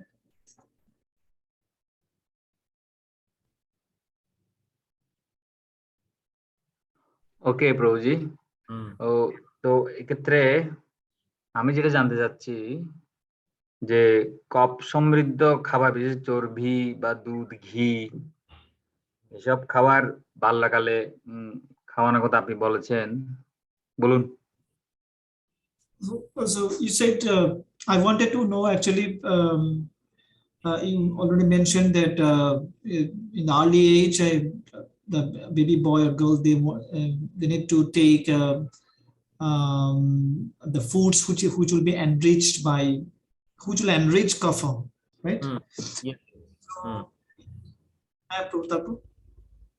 তো এক্ষেত্রে অনেক সময় চর্বি সমৃদ্ধ খাবার বা দুধ, ঘি যদি বেশি খাওয়ায় বা কোনো সমস্যা হবে কিনা, বাইরের মাত্রা কতটুকু দরকার, কতটুকু মাত্রায় খাওয়াতে হবে? So fatty foods, especially like milk, ghee, fatty foods. So And also protein, like dal. Protein. Dal. So if it is taken excessively, excess taken, so that will be harmful, really harmful. So how much should be taken? So how to measure this actually? That actually, okay. So yes, if you take actually excess of anything is bad. So even excess of kapha or excess of pitta or excess of anything actually creates problems. প্রকৃতপক্ষে যে কোনো কিছু অতিরিক্ত পরিমাণে খারাপ। যদি আপনি বলেন অতিরিক্ত কফ, অতিরিক্ত বাত বা অতিরিক্ত পিত্ত, কোনোটাই শরীরের জন্য ভালো নয়। Yes, so then in that case you just have to make sure that whatever kapha food the children are eating, we should make sure that it is digested properly. তো এই ক্ষেত্রে আমাদেরকে নিশ্চিত করতে হবে যে কফ সমৃদ্ধ যাই খাবার সে খাচ্ছে, গ্রহণ করুক না কেন, সেটা যেন ঠিকমতো হজম হয়। So generally it is always good to have hot food, because hot food is always easily digested. তো এই জন্য সবসময় গরম খাবার দাবার গ্রহণ করা উচিত, কারণ গরম খাবার সহজে হজম হয়। So even milk and ghee should always be had hot, so that they can be easily digested. এবং ঘি, দুধ এগুলো সবসময় গরম গরমই গ্রহণ করতে হবে যাতে এগুলো ঠিকভাবে হজম হয়। And also we should observe any symptoms of excess kapha if the children are showing. এবং আমাদেরকে এটাও পর্যবেক্ষণ করতে হবে যে অতিরিক্ত কফের কারণে ওদের কোনো সমস্যা হচ্ছে না বা ওদের এই অতিরিক্ত কফের কোনো লক্ষণ ওদের শরীরে দেখা যাচ্ছে কিনা।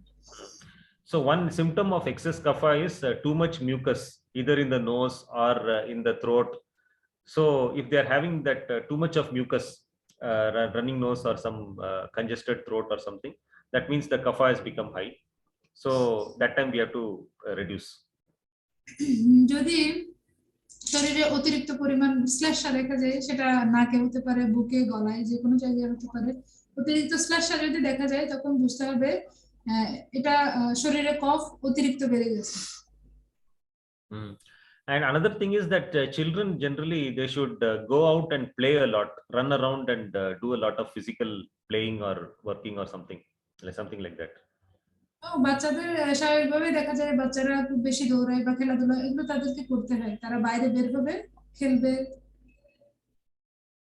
So if they are doing a lot of physical working or playing or something like that, then the kapha, whatever excess kapha food they take, will be digested nicely.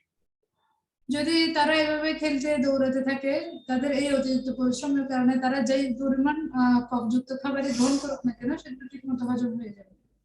But if they are sitting at home and then taking so much of kapha food, then it will not be digested properly and then they will get some disease.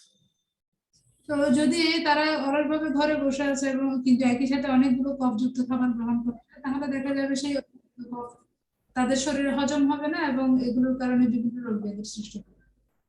So if they are physically playing a lot, then the excess kapha will get digested and it will be used, so there will not be much problem.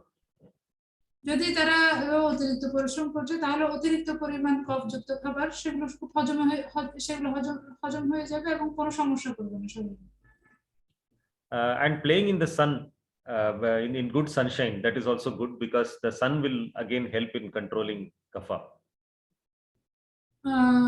সূর্যালোকে খেলাধুলা করা বা কাজ করা সেটাও খুব ভালো কাজ করবে, কারণ সূর্যালোক আমাদের শরীরে অতিরিক্ত যে কফ সেটাকে কফকে নিয়ন্ত্রণ করবে।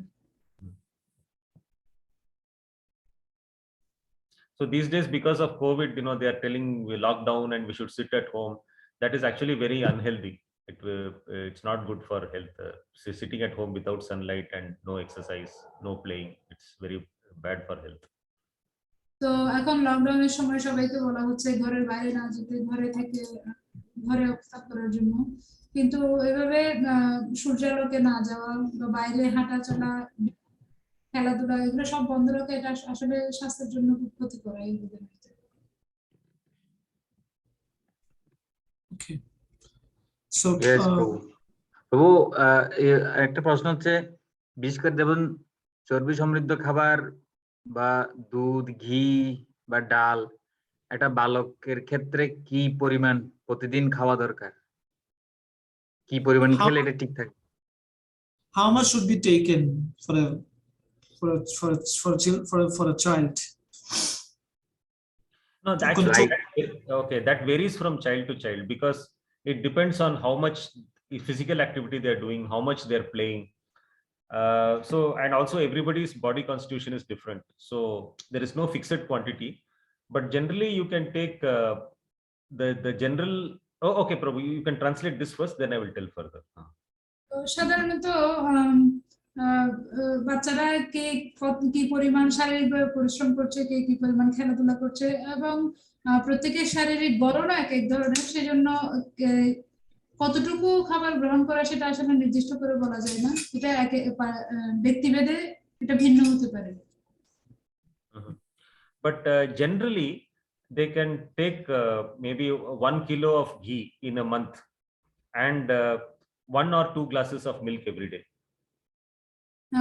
তবে স্বাভাবিকভাবে তারা এক মাসে 1 লিটার ঘি এবং প্রত্যেকদিন 1 অথবা 2 গ্লাস করে দুধ গ্রহণ করতে পারে। But then it is important that milk and ghee should be from desi cow. তবে এটা নিশ্চিত করতে হবে যে এই যে ঘি এবং দুধ সেগুলো যেন দেশি গাভীর দুধ থেকে বের হয়, দেশি গাভী। Did I send that picture, Prabhu, how to differentiate between desi and hybrid cows? Whatever information you have, please send me. I'll send it to you, Prabhu. You can circulate it to everybody. So by looking at the cow, they can make out. Yeah, better if you like you showed a picture, no, like biological clock. If better labeling or details are there, that will be better. Like time you have mentioned, but the quality, the characteristics you not have negative quality, positive quality. So if these kind of details are available for this, that will be very much better. I was thinking that if you cannot make it, it would be better if it is possible for me to make it with details. No, I already have slides for all this, Prabhu. That is, positive, negative qualities of Vata, Pitta, Kapha, all these things you are saying, no? Yeah, but yeah, with time you have a chart, no, like Vata, Pitta, Kapha, different times make influence. So there you did not mention the negative effect and positive effect of those dosas side by side. Oh, okay. So in the same slide, you want negative and positive effects side by side given in the same slide. Yes. Okay. So somehow if you organize everything of these details, it is very important actually. Very important for preaching also. Yes, Prabhu, definitely. Yeah. Okay. So I will. I have actually 2 slides. One slide is the chart that I showed you. In the next slide, I have all the positive qualities and negative qualities and how to take advantage of those things. So I have it as 2 separate slides. Maybe I'll try to merge it into one and then send it to you. Yes, Prabhu, please. Yeah. Definitely, Prabhu. I think it's now 9:59, so it's going to 10. As per biological clock, we need to go to sleep night, right? As you mentioned. Yes, yes, yes, Prabhu. So Yeah, but so I've yes. just showed this picture of this Desi and Jersey cow. So the Mm-hmm. last cow that is on the right side, that is the Desi cow actually. Oh, I mean Indian cow. Yes, yes, yes. That is the Desi cow. So Desi cow, Indian cow. Actually, I'm not expert. Like every cow is very much similar. Huh? There are some marks. Some marks you're talking about. Yeah, yeah. There are some arrow marks there. এগুলো শুকুরের মতো মোটা মোটা বিদেশি গাভিগুলো। Oh, এবং প্রভু এগুলোর পিঠে কুচ, কয়েকটা পিঠে কুচ আছে এরকম বাঁকানো, আর কতগুলো আচ্ছা, পিঠে আচ্ছা, হচ্ছে হ্যাঁ। সমান্তরাল, একটু বড় করা যায় না? প্রভু can you please zoom it out? zoom in, Okay. zoom in. Yeah, I can zoom in, but I'm thinking now it is getting, the time is getting, it will take some more time. If, Okay, no problem, Prabhu. So if you can send us, so then yeah, I will send it to you, definitely. I'll send it to you and I will explain whatever is shown near the arrow, no? The arrows are showing the differences actually. I will explain the differences and I'll send you the picture with explanation. Whatever you have information or PPT or anything like that, diagram, please send us and we can post it. And sir pink, আমি আরেকটা প্রশ্ন করে clear হয়ে যাব। আরেকটা প্রশ্ন আছে, ওটা করে আর করবো না শেষ। Prabhu. ওটা প্রশ্ন হচ্ছে বিশেষ করে প্রোটিনের উৎস হিসেবে ডালের কথা বলছে, আর কি কি উৎস হতে পারে প্রোটিনের উৎস ডাল ছাড়া? So you said the source of protein is basically dal. Yeah, dal and also fat. Dal and fat are the main things, but also there are some other nutrients. Some vitamins also have got kapha. Some vitamin. Yeah, No, the I mean, he's asking about the do you know other sources also except dal? Okay, actually these nuts, like badam, for that almonds and walnuts and all, they also have good amount of protein. Bolo? Almonds. Like badam, cashew, kaju badam. বিভিন্ন ধরনের বাদাম, যেমন কাঠবাদাম, কাজু বাদাম, এগুলো এখানে ভালো পরিমাণ ক্যালসিয়াম এবং প্রোটিন রয়েছে। But I heard that if we take those nuts, excessively, yeah, it is pitta. Yes, actually these nuts, they have got both kapha and pitta, both. These nuts are a combination of pitta and kapha. In a day, how many should be taken? Yeah, The quantity. Actually, children, yeah, I mean that depends on your balance of vata, pitta and kapha, Prabhu. See, generally children can take more nuts, but adults, they should be a little careful. They can take maybe if you are talking about just plain badam, you can take maybe 3-4 badam pieces soaked in water the previous day, and then next day you can remove it from the water and then take it. Okay, why to soak in water? No, because the water will absorb the heat in the nuts. And what about cashew nuts? Cashew nuts, almonds? The cashew nut doesn't have so much of heat compared to almond. Almond has got much more heat. Should we take, how many should we take in a day? 3 to 4. See, there is another important thing. If you take these nuts in empty stomach, then it will increase your heat. If you take the nuts after food or along with food, then you can take more number of nuts. Still, it will not increase your heat. So if you take in empty stomach, you should take only 3 or 4 pieces of these nuts. But if you're taking it along with food, along with prasadam, then you can take more. Like you can take badam halwa, like that almond, they make halwa out of almonds and all. No? So that time you can take more, because along with food, if you take, it will not increase heat that much. But if you take it, not along with food, but after taking food, if you take, that is also okay. Immediately after food, if you want to take badam halwa or something, that is also okay, no problem. Then in that case, we can take many. Yeah, you can take more, but you have to check your symptoms. See, you have to check your symptoms. If your pitta is becoming high, then that means you should cut down the nuts. But if you are still taking more nuts, but still you are not having any pitta problem, then you can keep taking. Okay. Actually, this a lot of people, they ask, okay, how many things, what is the quantity? But actually, that quantity varies from person to person, because everybody's combination of vata, pitta, kapha is different. So how to make out how much quantity you should take? No, you take your usual quantity, and then you see whether your vata, pitta, kapha is going out of balance based on the symptoms. If nothing is going out of balance, no problem, it is creating, then you can take more, no problem. But the moment you see that your pitta is becoming high, you're developing some hemorrhoids or cough or something like that, that means you have to cut down the nuts. So that means you have crossed the limit. So by regularly checking the symptoms, we will come to know how many nuts we should take or how much milk we should drink. These things, that is how we can find out. Okay. Yes, you can read. কি পরিমাণ বাদাম গ্রহণ করতে হবে সেটা আসলে ব্যক্তি থেকে ব্যক্তির ভিন্নতা আছে। আমরা যদি বাদাম গ্রহণ করি সেক্ষেত্রে বাদামগুলো, বিশেষ করে কাঠবাদাম যেহেতু অতিরিক্ত পরিমাণ তাপ উৎপাদন করে, সেক্ষেত্রে কাঠবাদাম আমরা আগের দিন রাত্রেবেলা জলে ভিজিয়ে রাখতে পারি এবং পরের দিন সেটা জল থেকে নিয়ে জলটা ফেলে দিয়ে আমরা বাদামটা গ্রহণ করতে পারি।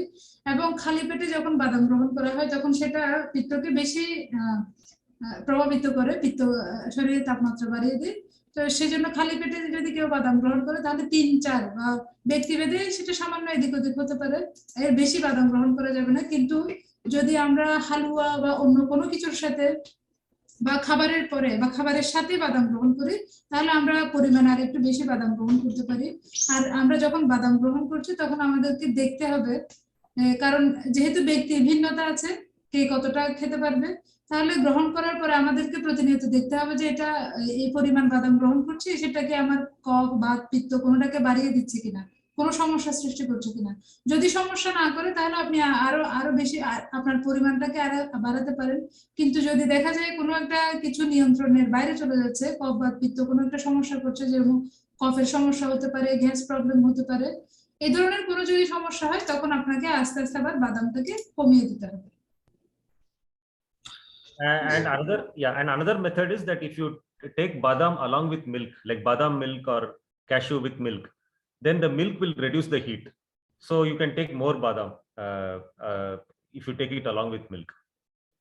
যদি আপনি দুধের সাথে বাদাম, কাজু বাদাম এগুলো গ্রহণ করেন তখন আপনি বাদাম বেশি গ্রহণ করতে পারবেন, কারণ দুধ তাপকে কমিয়ে দেয়। তো বাদাম যে অতিরিক্ত তাপমাত্রা সৃষ্টি করবে সেটা দুধ প্রশমিত করে দেবে। Because milk will reduce the heat. কারণ দুধ তাপমাত্রাকে কমিয়ে দেয়।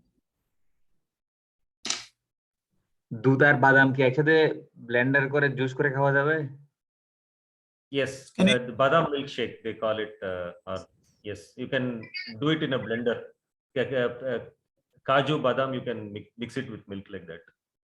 হ্যাঁ, কাজু বাদামকে দুধের সাথে মিল্ক শেক বানিয়ে খাওয়া যাবে।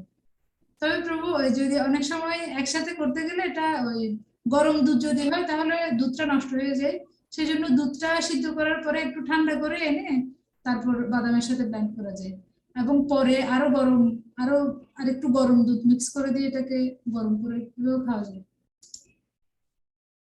আচ্ছা, একটা প্রশ্ন দাঁড়াও, তিল আর সরিষা কি চর্বির উৎস হতে পারে? তিল এবং সরিষা চর্বির উৎস কিনা? সিসিম তিল এবং সরিষা, mustard so mustard can be a source of protein, fat can be source of fat. Which one? Mustard and sesame seed and mustard seed. Oh, sesame seed. Oh, okay. Yes. Actually, all these oil seeds, they have a combination of both pitta and kapha. So oil is actually a combination of both pitta and kapha. So any oil seed like sesame or mustard or even coconut, so they have a combination of pitta and kapha in them. So they can increase fat. Yeah, they can increase fat, but best is, out of all this, best is coconut. I mean, if you're having more pitta problems, you have to balance between pitta and kapha here. So if you have got too much of pitta, then it is better to take coconut oil or coconut instead of sesame or mustard. But if you are not having pitta problems, then sesame or the til or mustard is okay. মূলত তেলের মধ্যে পিত্ত এবং কফ দুটাই আছে, তবে তুলনামূলকভাবে নারকেল তেলে পিত্তের পরিমাণটা কম। সেজন্য যদি আপনার পিত্তের সমস্যা থেকে থাকে, আপনার পিত্ত একটু বাড়তির দিকে থাকে, তাহলে ভালো হচ্ছে আপনি সরিষা এবং তিল তেল ব্যবহার না করে নারকেল তেল ব্যবহার করুন। I just remembered coconut is a very good source of kapha because Chinmay Prabhu was asking earlier, kapha and all. Coconut is very good. I mean, it has got good amount of kapha in it. নারকেল কফের খুব ভালো একটা উৎস। Narkal tel, I mean oil or narkal, I mean No, coconut. The coconut. Okay. Yes. নারকেলের জুসটা কি গরম করে খাওয়া যাবে না ঠান্ডা খেতে হবে? নারকেলের জুস, নারকেল দুধ, হ্যাঁ, দুধ, দুধ নারকেল। নারকেলের দুধ। Okay. গরম করা যাবে না, দেখেন জিজ্ঞেস করে না কি নারকেল কোকোনাট দুধটা গরম করে খাওয়া যাবে কিনা? কেন? Oh, so yes, so coconut milk. Coconut milk can be taken as hot. No, Prabhu, it's not good to take coconut milk hot. দেয়া যাবে না বলছে। কোকোনাটের দুধটা যখন গরম করা হবে বেশি জাল দিয়ে, এটা ওখান থেকেই তেল বানানো হয়। আমরা যেটা হিট প্রেস অয়েল বলি, ওটা ওই দুধটাকে জাল দিয়ে করা হয় আর কি। যখন আপনি জাল দিতে যাবেন তখন ওটা আস্তে আস্তে এটা আলাদা হয়ে যাবে। আচ্ছা। আচ্ছা। So if you are finding it difficult to find desi cows, desi cow milk, then coconut milk is a very good alternative for that. যদি আপনি দেশি গাভীর দুধ খুঁজে না পান, তাহলে আপনার সবচেয়ে ভালো অল্টারনেটিভ হচ্ছে নারকেল দুধ।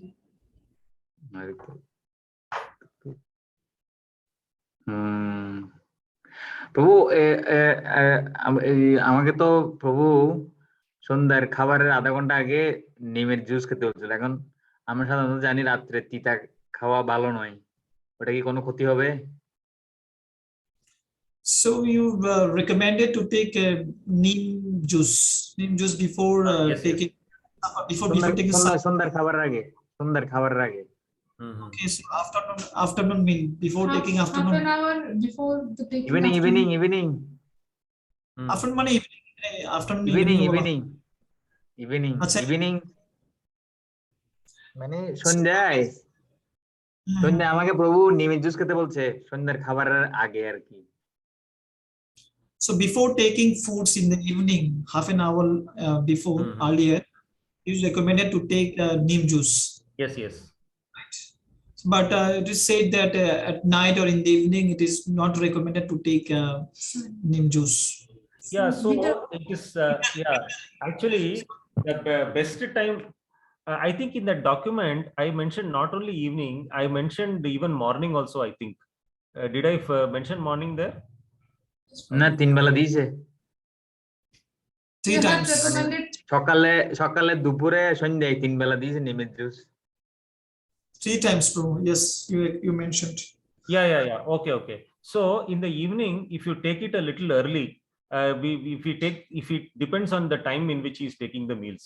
So if he is taking it around 4 or 5 o'clock in the evening, then it is okay, but not beyond that.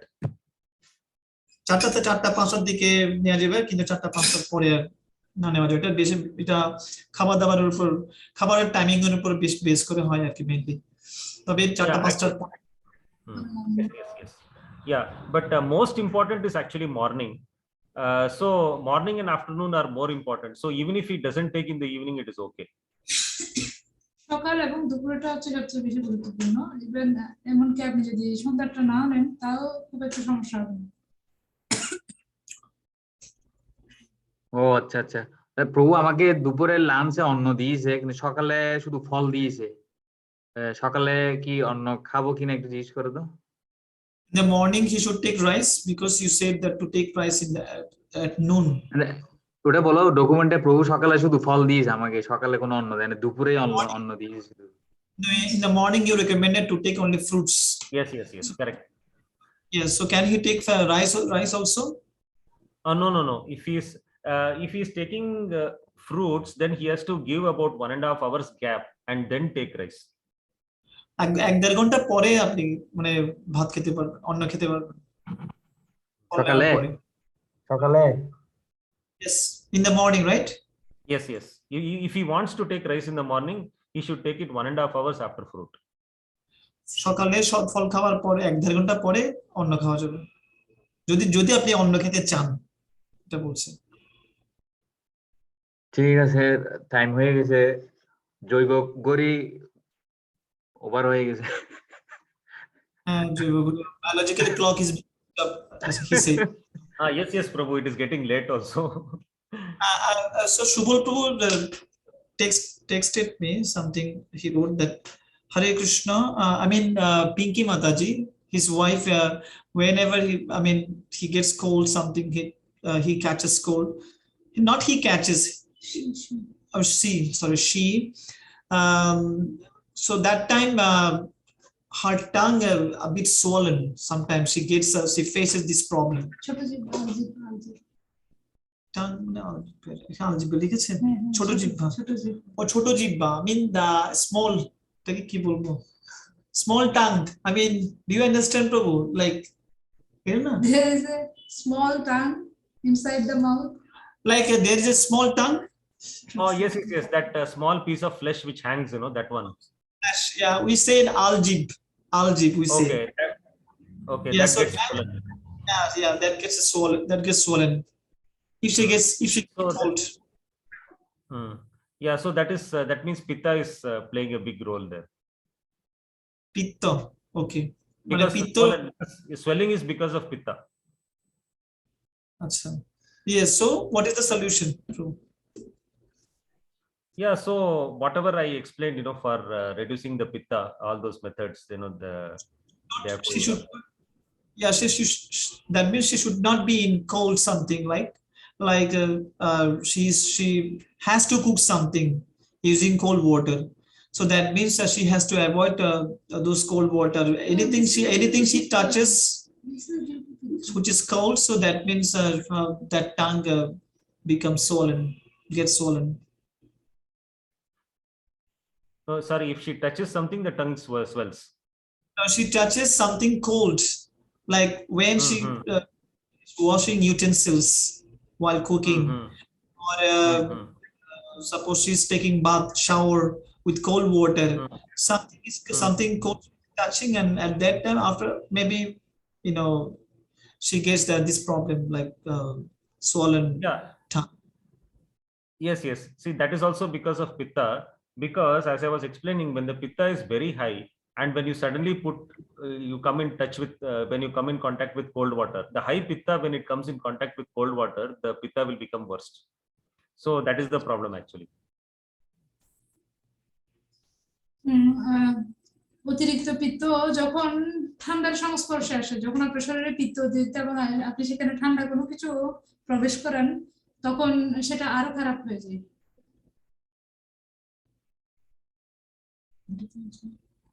Was it clear, Prabhu, that the concept which I explained earlier, when the pitta is high, like you on a hot bulb, you are pouring cold water, it will burst, like that.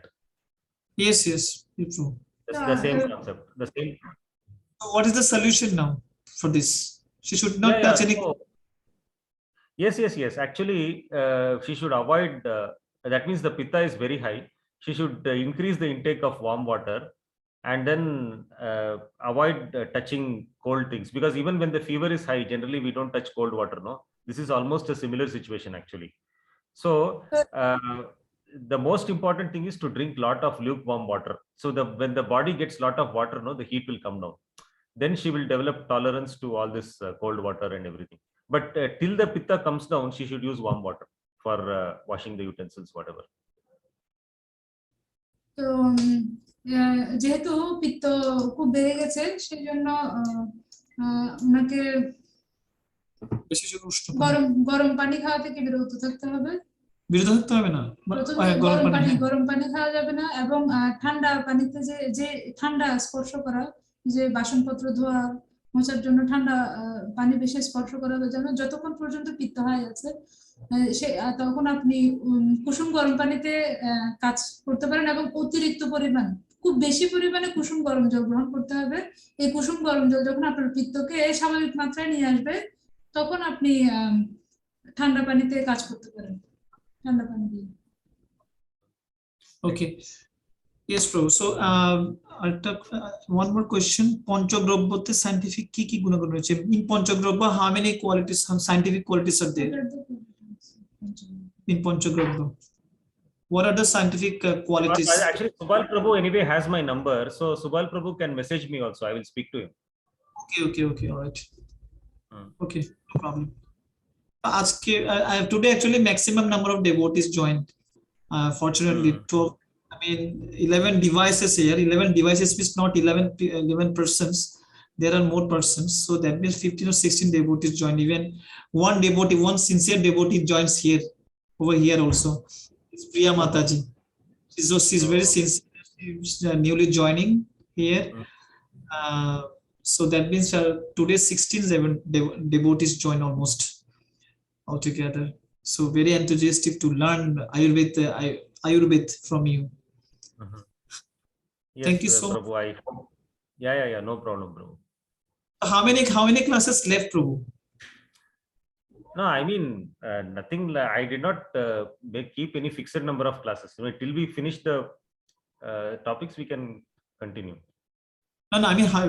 I mean, there are many more topics left. No, Ayurveda is very vast actually. It's Yeah, vast. actually, it is very vast. But I think I will require about another 4 or classes or so to finish the remaining. 4 or 5. রাজেশ্বরীতে তাড়াতাড়ি শেষ করে দেবে না? Questions? It's possible. Okay, so we'll end here. আমরা আজকে শেষ করব। সবাইকে আন্তরিকভাবে ধন্যবাদ জানাই, আপনারা কৃপা করে জয়েন করেছেন, প্রভুকে উৎসাহিত করেছেন আমাদের উদ্দেশ্যে কিছু বলার জন্য। তো অসংখ্য ধন্যবাদ। মানে ব্রজেন্দ্রনন্দন প্রভুকে বক্তাও খুব উৎসাহিত হয় পার্টিসিপেন্ট দেখে। তো অনেক ধন্যবাদ। রাজেশ্বর, আইওএস ক্লাস তাড়াতাড়ি শেষ করে দেবে না? কন্টিনিউয়াস চলতে থাক, প্রভু যতদিন দেয়। Oh, Prabhu, he's requesting that to continue Ayurveda class as long as possible, as many days as possible, not to finish so early. You understand, Prabhu? Yes, Prabhu. There are many things to be covered depending on the interest level of the people. The devotees don't want to end it, so they want it to be continued. Yeah, no problem. Actually, there are many things that we can cover from a preaching perspective also. Till a successful death at the end. Yes, Prabhu. So even many things can be covered from a preaching perspective also. Like yesterday, last time and today, what we discussed, the dosha cycles and all. There are many topics which are useful for preaching also. Please, yes, and that would be better to make a combination, shastra and practical life. Yes, Prabhu. So আমরা আজকে এখানে শেষ করছি। So সমস্ত ভক্তদের শ্রীচরণে প্রণাম জানাই, বৈষ্ণবে প্রণাম জানাই। মাঞ্চা কল্পতরুভ্যশ্চ কৃপা সিন্ধুভ্যেব চ পতিতানাং পাবনেভ্যো বৈষ্ণবেভ্যো নমো নমঃ। হরে কৃষ্ণ। হরে কৃষ্ণ। জয় ব্রজেন্দ্রনন্দন প্রভু জয়। সমবেত Hare Krishna. হরে কৃষ্ণ। জয়। Okay, Prabhuji. ধন্যবাদ। হরে কৃষ্ণ।